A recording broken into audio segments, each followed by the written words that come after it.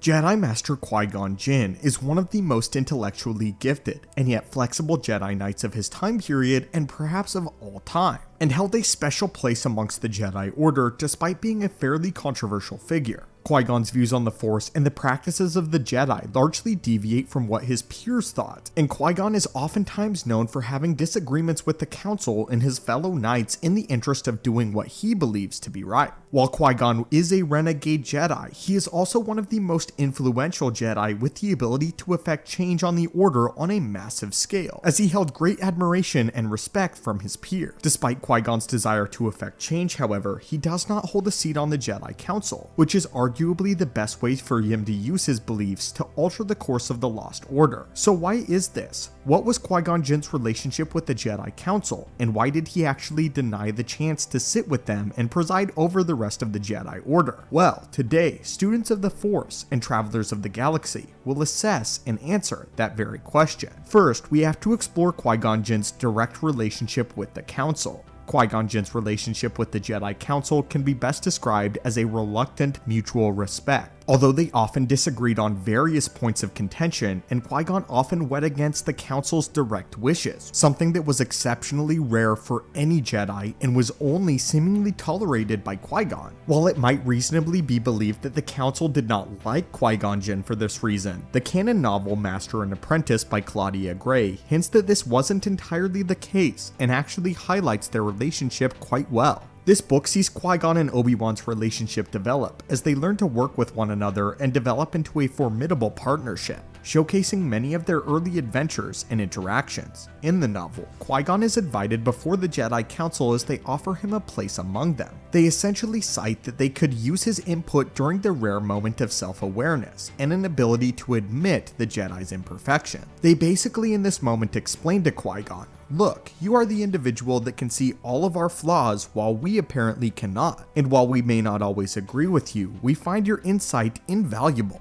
They believed that Qui-Gon's willingness to defy the rules might prove to be a worthwhile inclusion into their organization, but before he could give an answer, Qui-Gon and Obi-Wan were assigned to a brand new mission. Qui-Gon's perspective, however, entailed seeing the Jedi as false idols, and although he largely kept it to himself, he was far more aware of just how far the Jedi had fallen than the Council was, which is why he was apprehensive about joining them. Qui-Gon understood that the Jedi had long since strayed from the light side and how it was supposed to be organized, with the Jedi using the light in the service of the galaxy as the Force itself dictated, not how the Jedi dictated. Qui-Gon saw that the Jedi no longer represented the same ideals that they had once stood for in their purest form. He believed that they had become too political and were now acting as a sort of private police force for the Chancellor and the Senate rather than acting in accordance with their own direct doctrine. The Republic had, in a sense, unofficially assimilated the Jedi Order into their government and made the Jedi Order an arm of the Chancellor. This was not their original intention, and Qui-Gon Jinn knew this. In the olden days of the Jedi Order, they worked as an independent peacekeeping group who were not affiliated with any particular governing system,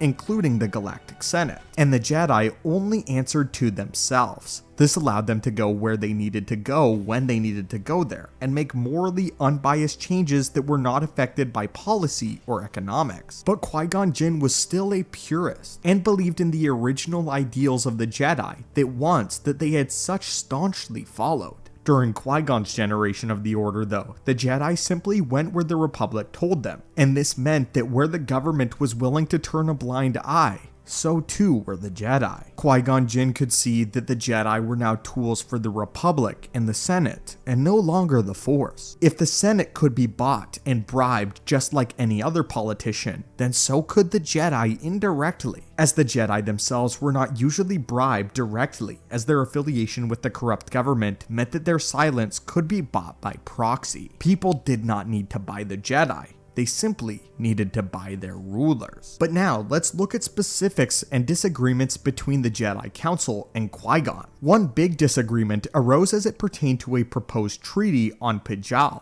which would allow the legalization of slavery, which was outlawed within the Republic's territory. While the treaty didn't outright say that slavery was now legal, the provisions would be allowed corporations to treat individuals like slaves. The Galactic Republic, however, was willing to make exceptions for megacorporations who supported the galactic economy. And were the government allowed exceptions to be made, so too did this new pale imitation of the Jedi Order. Yet Qui-Gon understood that the Jedi of old would never have stood for this. Rather than being the force for change that they had been designed for, the Jedi elected not to stir up trouble within the Republic. And when faced with this decision, Yoda decided that the best course of action would be to oversee the signing of the treaty in order to maintain peace, not causing more problems than they had to. This was not okay with Qui-Gon Jinn, as Qui-Gon decided to spend his time in his connection with the Force learning about the fabric of the galaxy around him, the living Force and the cosmic Force in tandem with one another, and he let the Force guide him to where he needed to go. This led the Jedi Master on numerous adventures throughout the galaxy without the direct aid or counsel of the Jedi Council themselves, seeking knowledge and working to uncover his own answers, where the previous order had disagreed with him. Qui-Gon returned to Coruscant with his decision whether or not to join the Council. He came to the conclusion that the Council would pull him far too away from the Force itself, and would run the risk of dampening his connection to it. While Qui-Gon could have theoretically made change as a council member, this particular decision about slavery proved to him that he was always to be an outsider among them, even on the Jedi High Council that claimed to value his input. It would also restrict him from moving about the galaxy freely, following the will of the Force, and going where the Force wanted him to travel. This allowed Qui-Gon to learn much more about the Force itself than any of his peers, pioneering the prospect of preserving his consciousness after his physical death, and discovering the Chosen One on Tatooine. Seeing as Qui-Gon wanted to remain more in line with the old Jedi, he respectfully declined their offer to grant him a seat on the Council, and he spent the remainder of his life teaching and guiding Obi-Wan through his apprenticeship. He decided that he didn't want to be locked in the same room day by day discussing politics, and even if he was able to make some semblance of worthwhile change, he felt his time and energy was better spent on his own independent adventures guided by the Force itself. Qui-Gon ultimately decided that the Jedi Order was too far gone for him as an individual to make any significant change on a mass scale, and so the best that he could do was to follow his own path and inspire individual Jedi such as Obi-Wan and later Anakin,